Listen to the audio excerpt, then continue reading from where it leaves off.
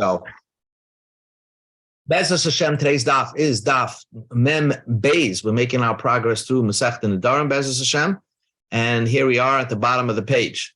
We're talking about two people who have a neder against each other. And suppose, let's say, Shimon is not allowed to benefit from Reuven. Reuven's asered Shimon from benefiting from him. So Shimon cannot benefit from Reuven. So we learned in last Mishnah that they can't go to the mikveh together.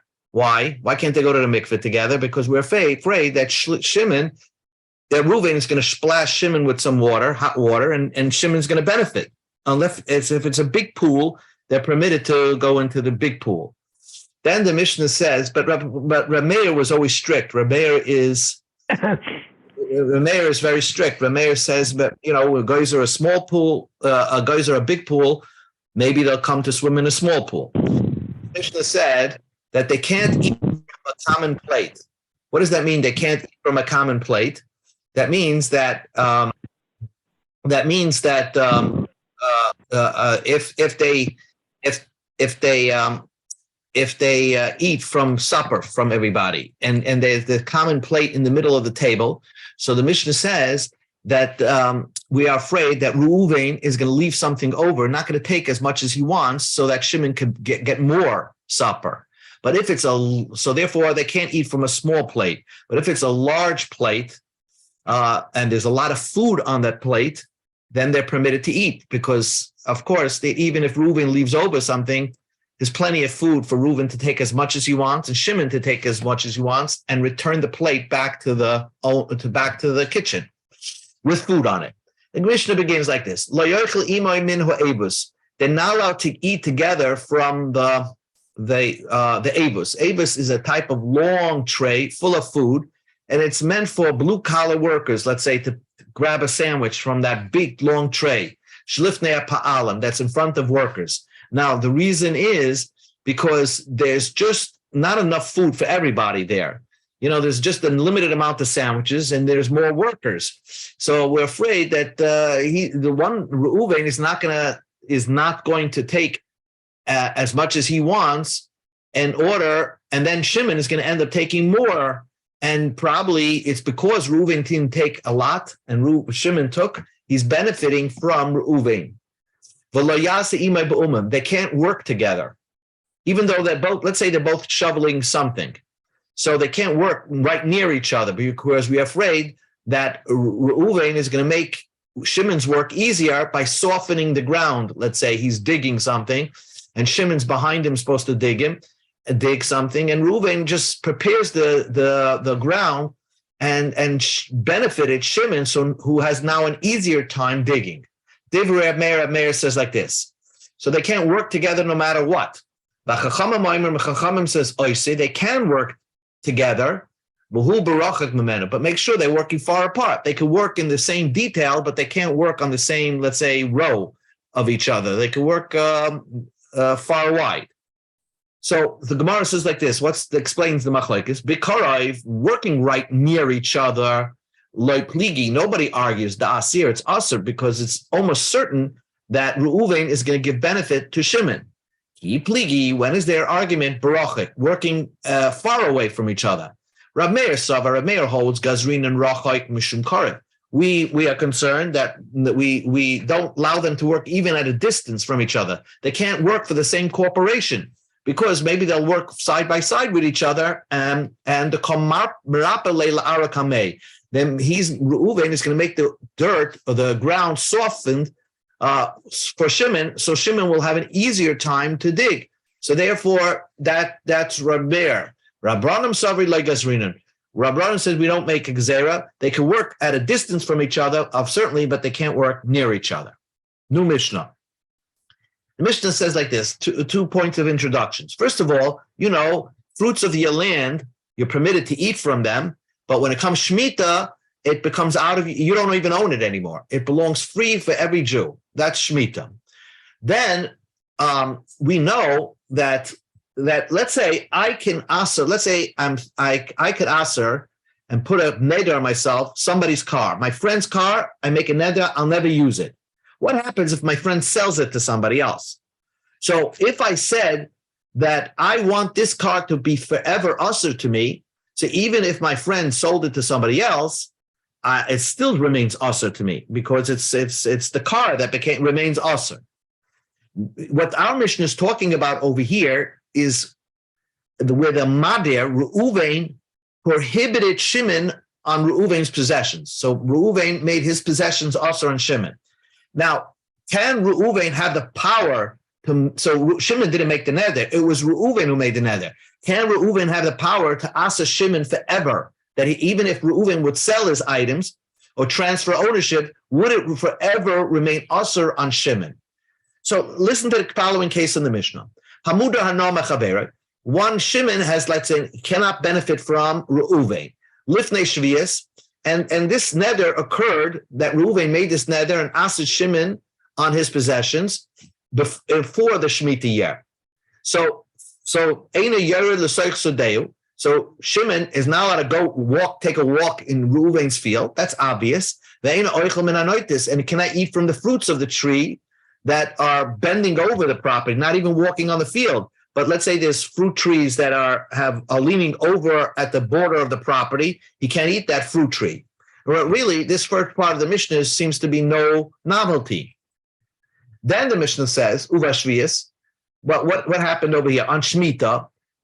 So let's say he made the neder on Shemitah. Okay, let's learn it that way. If he made the neder on Shemitah, you can't benefit from my possessions. So Eina Yer L'Soich Sodehu. Then Shimon can't go into Reuven's field because the field really belongs to Reuven. And Reuven prohibited Shimon on his possessions. He can eat from the fruit trees that hang over the border of the field because those fruit trees, the fruit on those trees are Shemitah, and they belong to everybody.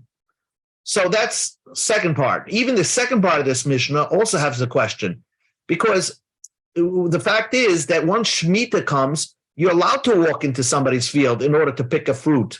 So what's the problem over here? Why can't, because there's a neder, now he can't walk into somebody's field? So this part doesn't make so much sense. Let's read the Mishnah. Let's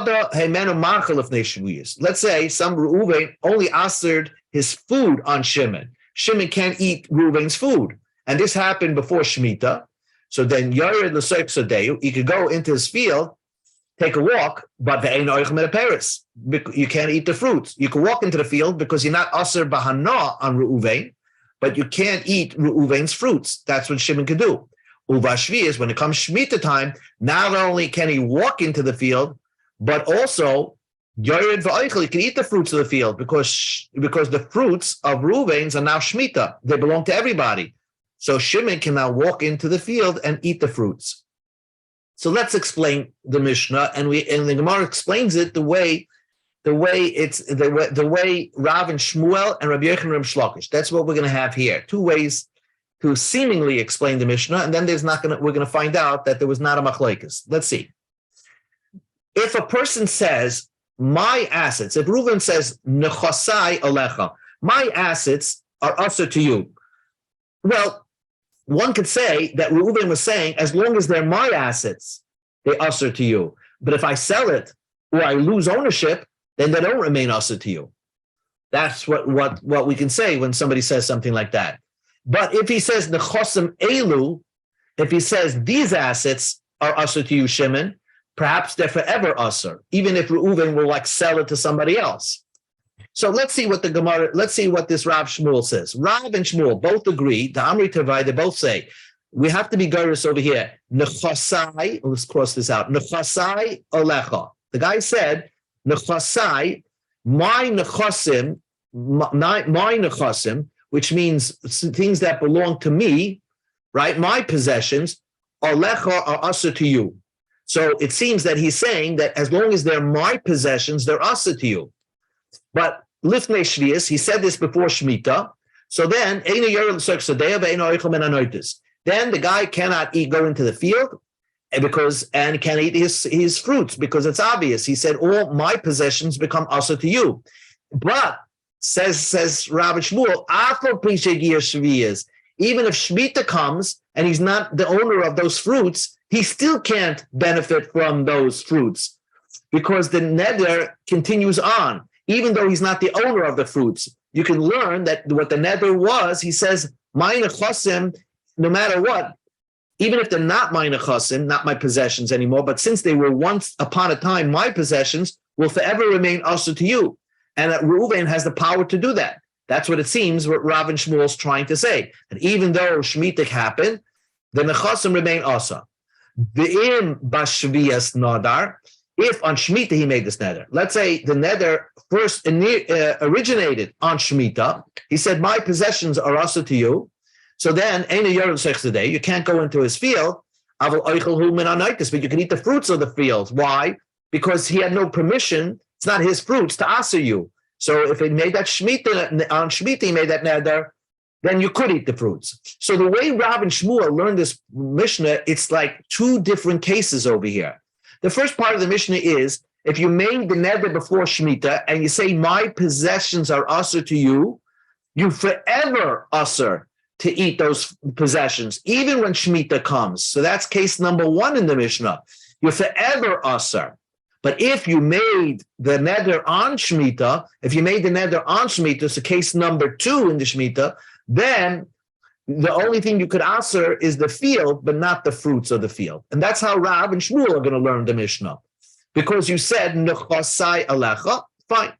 Rav Yochanan and Shlokish, Amru Tavayu, Rav Yochanan and Shlokish both say, nechasai alecha, if you say, my possessions are also to you, so then my possessions implies, and this thing seems to make sense to me, that as long as they're mine, they become also to you. If Shemitah comes, they're not my possessions anymore, you're permitted. So, Nochasei Alecho Lifnei Shviyas, my possessions are also to you, and he said this before Shemitah yet. During those first 6 years, Ein Yaru L'Soich Sadeh, you can't go into his field. The Ein Oichel Min Hanoitis, you can't eat from the fruits of the field. Why? Because the guy said, my possessions are also to you. Fine. But Higia Shvi when Shemitah comes around, so the fruits automatically get transferred ownership. They're no more Reuven's fruits. They actually get transferred over to Hefker. They belong to everybody. So then, you cannot go into his field because the possession, he still owns the field in Shemitah, but you could eat the fruits. So the Isser disappears when Shemitah comes because it's not nechasai anymore. It's not his possession anymore. So how would Rav Yochanan and Rish Lakish learn the Mishnah? They're going to learn it a little differently than Rav and Shmuel. Why? Because they're going to learn this is one big long case. That Hamuda Namachaber, you made the neder before Shemitah, and you asked your possessions on somebody else. Reuven asked his possessions on Shimon. So that neder only takes an effect up until Shemitah because they were your possessions and the fruits are your possessions. But once Shemitah comes around, then the guy could eat from the fruits of the field. You can't answer him. You can't answer Shimon because they're not your fruits anymore. But Shimon cannot walk into your field. And that's how Rav Yochanan and Rish Lakish are going to learn that Mishnah. Either it's one long case with one neder, and that by when Shemitah comes, the neder falls away. Rabbi Rav and Shmuel learned that they're two different cases. Okay, so Lema, let us say, Bahal Kami Palgi, this is the argument. The Rav and Shmuel Sabri, Rav and Shmuel hold, that means, I'm Reuven, I can ask a Shimon forever on an item. A man can take his possessions and ask somebody else, even if it forever leaves his rishus, forever you could be asur on it. So even if it leaves his rishus, so same thing over here. Guy asered his fruits before his possessions before Shemitah. So no matter what, Shimon, when it comes Shemitah time, Shimon cannot benefit from those possessions, even though they don't belong to Reuven, because that's what Rav and Shmuel hold. You can ask somebody forever on your item. Rabbi Yochanan and Rish Lakish hold, a man cannot ask something in his rishus when it leaves his rishus. In other words, Reuven can only ask Shimon only up until Shemitah, but not take the fruits and aser him after Shemitah when it's no longer your fruit. What the Gemara is saying like this. So the Tizbara, the Gemara is asking on Reb Yochanan or Shlakish, does this make sense? Mi'ikal aman di Omar, is there an opinion that holds Ein Adam Oiser Davar Shebeshusay L'Kshetzim Yeshusay? A man has no power to ask something in his possessions, even after it leaves his possessions. It means I can't ask somebody to ever on my item. Is that nobody holds like that? That's one question. If that's the case, in K, let us first, the Gemara asks two questions. First question is, what the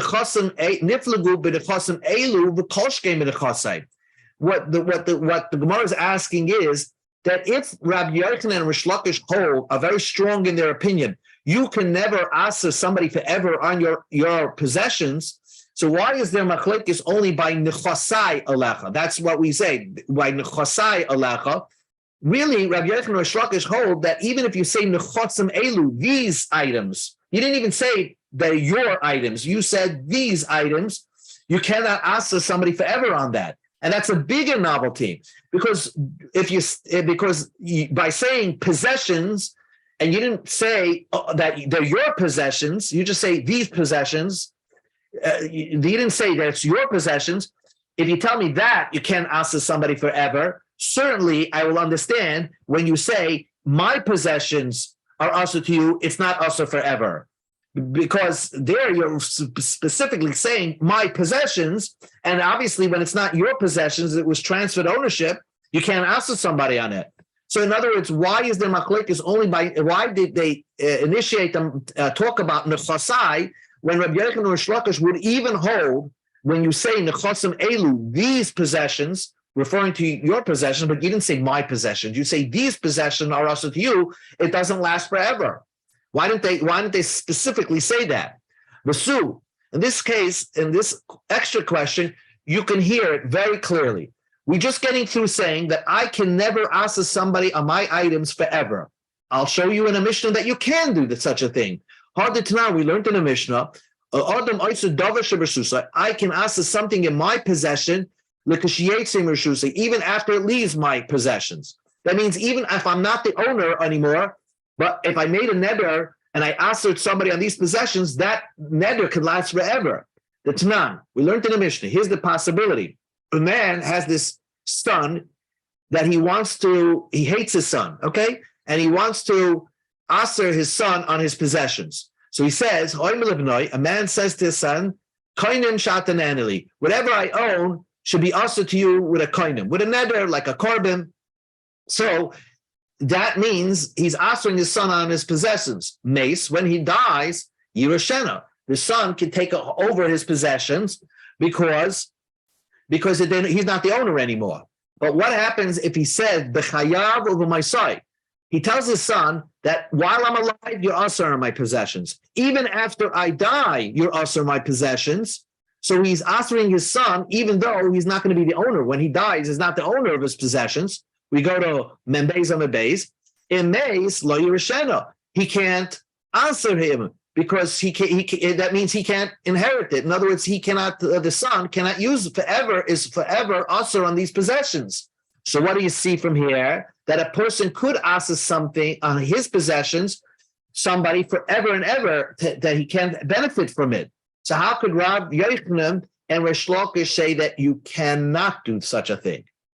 Answers the Gemara, Sha'ana Hacha, over here is different, the Ka'amale, because he told the son, B'chayav uva maisai. While I'm alive and while I die, you forever also are my possessions. So when he was explicit by saying that, then yes, even Rabbi Yochanan, we go down a step, even Rabbi Yochanan would agree that that can work. But if he just says nechasai or nechasim elu, then you can't ask something forever. If you're just saying these possessions should be also to you, you can't ask somebody forever. So the Gemara says, but Makolmok and Kasha, but we still have question number one. If Rabbi Yochanan or Rish Lakish, and they must hold this way because otherwise the Mishnah has no novelty. According to Rabbi Yochanan or Rish Lakish, the way they learned the Mishnah is talking about a man says, Nechasim olecha, my nechasim are also to you. So the Isser lasts up until Shemitah, and after Shemitah, When Shemitah comes, the Isser falls away. So therefore, they learn that even by Nechasim Elu, when you say these possessions are Asr, it's not forever. So then why, in their argument with Rav and Shmuel, why did they talk about Nechasai Elecha? They should be talking about Nechasim Elu. So answers the Gemara like backtracks. And Ella, let's say like this. And here's where we're going to say, B'nechasim Elu, when you say these possessions, Reuben says to Shimon, these possessions are Asr to you. Kuli Alma, nobody like Ligi, nobody argues. In other words, that you could ask somebody forever. Even Rabbi Yochanan or Shlakish will hold by saying these possessions are Asr, this field or this possession should be Asr to you. So then even Shemitah comes, even if you sell it, it's forever Asr. That is no machlekes, not between Rav and Shmuel and Rabbi Yochanan. Nobody disagrees with that. He pligi, when are they arguing? B'nechasai. When a guy says, my possessions are Asr to you, does it last forever or not? Rav Shmuel Sabre Loishon Nechasim Elu Loishon Nechasai. It doesn't make a difference if you say these Nechasim or my Nechasim. Adam Oyser, you could ask somebody forever on it, because though you said my possessions, it still remains Asr, even though you're not the owner, because what you meant to say is that these were once upon a time my possessions, so forever remain Asr to you. That's what Rav and Shmuel hold. Rabbi Yochanan and Rabbi Shlakish hold, Nechasim Elu, if you say these possessions, then Adam Oyser, then you can ask somebody forever, because you're not tying it as it being your possessions, you're just pointing these possessions that I have. But Nechasai, but if you say my possessions, so then you're implying as long as they're mine, they're Asr to you. After the ownership gets transferred, then it's no, I'm not, you're not Asr. Ein Adam Oyser, you cannot Asr it. So Ein Echanami, the Mishnah could be talking about Nechasim Elu. Maybe the Mishnah is only talking about Nechasim Elu, these possessions, and it could last forever. That's the Chiddush of the Mishnah, that lasts forever, even when Shemitah comes. But by Nechasai, Rabbi Yochanan Shlakish will say, no, you can't ask, if you're saying my possessions, the Isser does not last forever. So now the Gemara says, wait a second, according to Rabbi Yochanan, according to Rav and Shmuel, the Isser would last forever, because even though you said by possessions, can Rav and Shmuel hold, it doesn't matter what you say, the Isser that Reuven does lasts forever, even if he uses the expression my possessions. What's nan, we learned in the Mishnah, a man says to his friend, okay? A man goes to his friend, and he says, the guy says to his friend who's building this massive mansion, he says, I answer this house, your house. I answer your house, I'm never going in there. Or Sokha, he says, your field, shani lekeach, that I'll never purchase your field. So then, Mace, because he said it's your house, your field, Mace, if the guy died or sold it to somebody else, mutter, your mutter. So if by a neder you can do that, by defining basically your house, your field, you could limit the neder as long as the other person is in the possession, and that's where the neder is effective. But if the person sold the field to another party, then the neder goes off because it's not his house, not his field. So when somebody says, Reuven says to Shimon, my possessions are Asr to you, he cannot mean that it should last forever. By saying my possessions, it must mean that he's saying as long as they're my possessions, they're Asr to you. But when Shemitah comes, it can't be, it's not my possessions to Asr to you. So how do we reconcile Rav and Shmuel, and how, in what way are they arguing between Rabbi Yochanan and Rish Lakish? Ella says the Gemara, finally, Ki Amri Rabbi Yochanan Rish Lakish b'nechasai.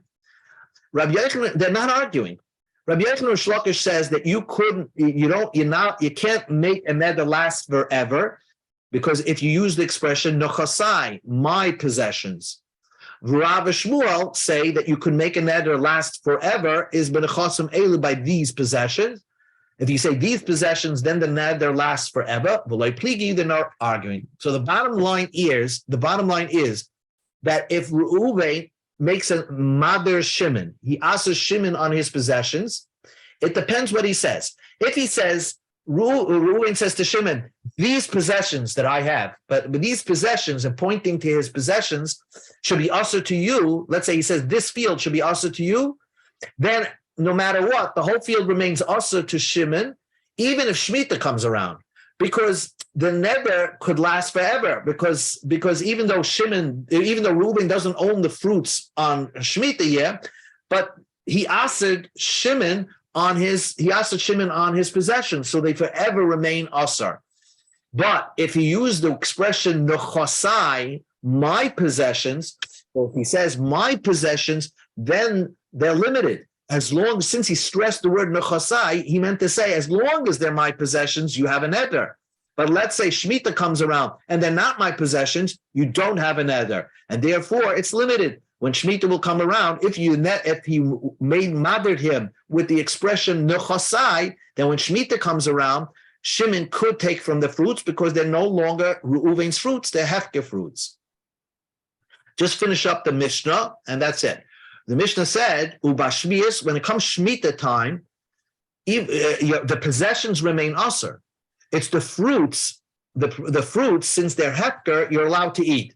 But the Mishnah said, "Ein yoretz seichtadei." You can't go to his field to pick the fruit.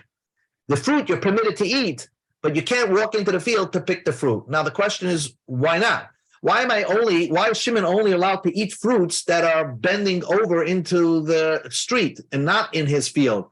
Why can't I walk into his field?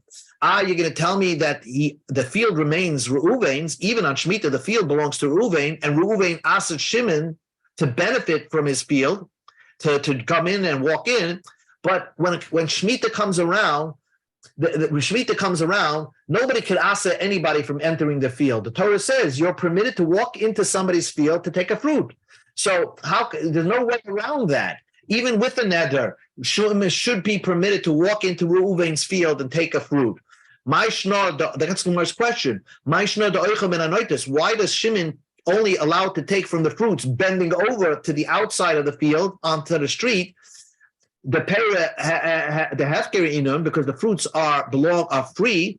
Araname afkara. The land also is free as long as you're going to pick a fruit off the tree. You should be allowed to walk into Reuven's field to pick a fruit off the tree.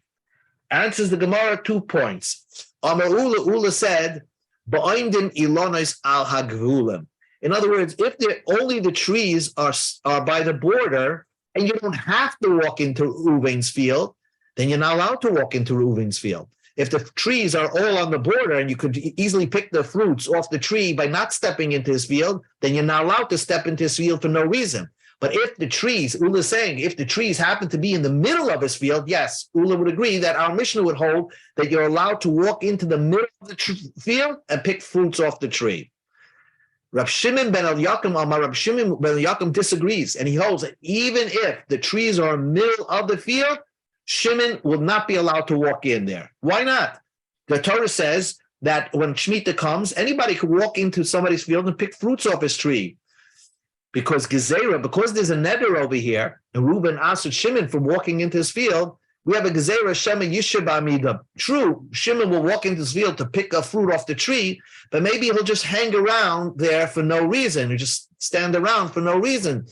And if he stays there an extra few seconds longer, then he's over on his neder. So therefore, we don't allow Shimon to walk into the field because of this gezerah, and we only allow him to pick fruits off the side of his field. Okay, that ends the daf. Membeis.